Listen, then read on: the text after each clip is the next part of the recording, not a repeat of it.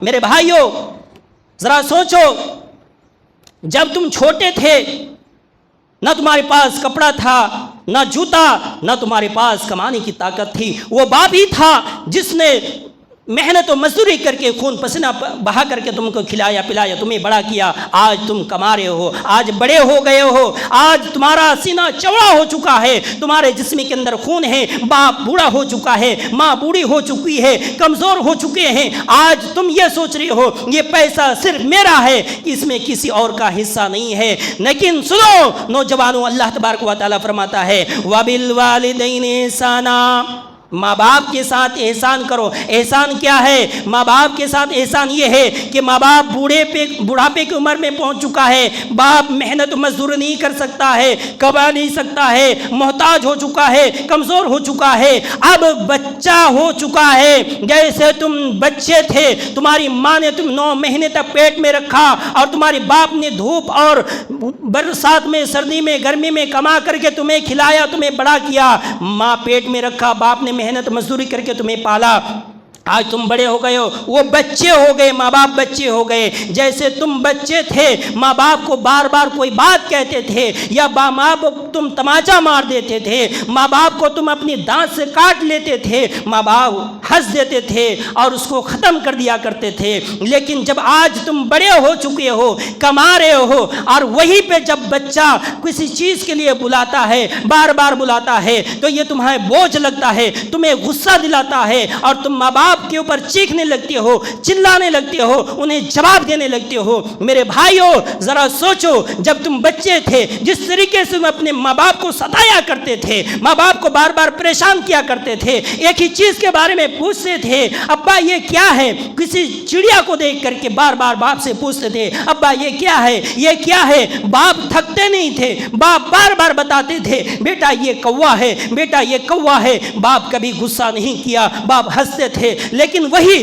جب باپ بوڑھا ہو جاتا ہے، کان میں سنائی نہیں دیتا ہے، جب وہی سوال باپ کرتا ہے تو بیٹا غصے میں آ جاتا ہے اور ناراض ہو جاتا ہے اور ماں باپ کو کوسنے لگتا ہے۔ میرے بھائیوں آج تمہارے اوپر یہ ذمہ داری ہے، تم کما رہے ہو، یہ پیسہ صرف تمہارے لیے نہیں ہے۔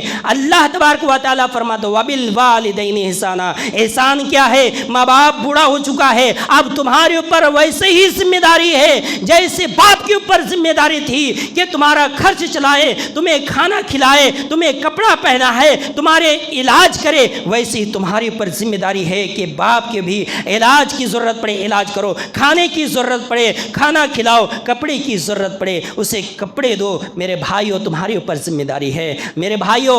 لیکن بہت سارے مسئلہ یہ بھی ہوتا ہے کہ بہت سارے گھروں کے اندر ایسا بھی ہوتا ہے کہ بیٹا پسینہ محنت مزدوری کر کے دن بھر تھک ہار کر کے گھر میں آتا ہے اور بیٹا باپ کرسی لگائے ہوئے بیٹے کے انتظار میں ہے، بیٹا آئے گا پیسہ لے کر کے آئے گا، سارا پیسہ اپنے جیب میں ڈال لوں گا۔ میرے بھائیوں دونوں غلط ہے، یہ بھی غلط ہے کہ پورا بیٹا باپ کو کچھ بھی نہ دے، اور یہ بھی غلط ہے کہ باپ بیٹے کے ساری کمائی کو اپنے جیب میں رکھے۔ دونوں کمائی ہے۔ اسلام اعتدال کا نام ہے، اسلام انصاف کا نام ہے، انصاف کرنا چاہتا ہے۔ اسلام کا انصاف دیکھو، اسلام کا انصاف دیکھو، اسلام یہ کہتا ہے وَلَا تَأْكُلُوا أَمْوَالَكُمْ بَيْنَكُمْ بِالْبَاطِلِ، کہ کسی کا مال ناحق طریقے سے نہ کھاؤ۔ بیٹا آپ کا ہے، صحیح بات ہے، لیکن وہ محنت مزدوری کیا ہے، وہ تھک چکا ہے، اگر اس کے جیب میں پیسہ نہیں ہوگا اس کا تھکاوٹ اور اس کی پریشانی ختم نہیں ہوگی۔ میرے بھائیوں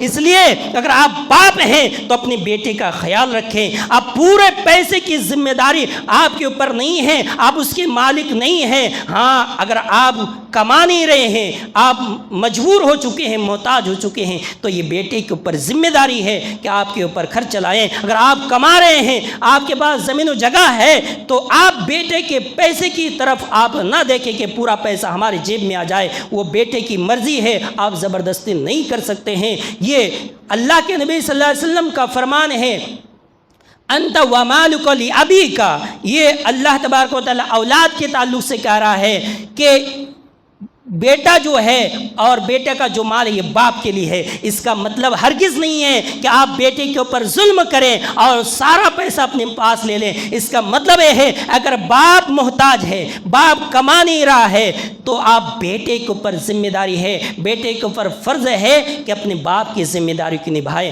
میرے بھائیوں، ورنہ کل قیامت کے دن بیٹا بھی اللہ سے شکایت کرے گا، باپ بھی اللہ سے شکایت کرے گا۔ میرے بھائیو ذرا سوچو، کل قیامت کے دن ہوگا، حشر کا میدان ہوگا، اللہ رب العالمین کی عدالت کی کرسی ہوگی، بیٹا اللہ رب العالمین سے کہے گا اے اللہ، اے میرے باپ ہے، اس نے میرے اوپر ظلم کیا ہے۔